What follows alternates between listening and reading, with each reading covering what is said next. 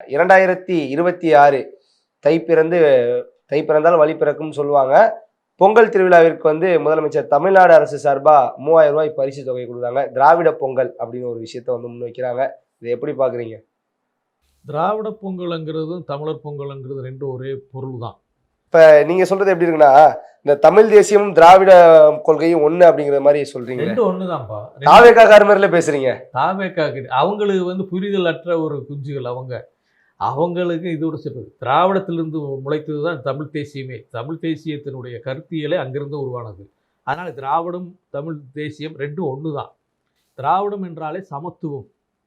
சமத்துவம். அதாவது 2000 ஆண்டுகளாக அடிமைப்பட்டுக்கிட்டு இருந்த ஒரு சமூகத்தை விடுதலை படுத்தியது இந்த திராவிடம் என்ற ஒற்றை சொல். அதனால எப்படியும் அதை அழைக்கலாம். திராவிடம்ங்கிறது பாவாணர் சொன்னது மாதிரி, அது திராவிட குடும்பம். தமிழிலிருந்து தோன்றியது இந்த மற்ற மொழிகள் எல்லாம். அதனால அந்த காலகட்டத்தில எல்லா தெலுங்கு, கன்னடம், மலையாளம் எல்லாம் ஒரே காலகட்டத்தில் எல்லா மாநிலத்திலையும் பொங்கல் கொண்டாடுவாங்க. உலகத்தில் எல்லா உழைக்கிற மக்கள் கொண்டாடுறது அதே பொங்கல் தான்.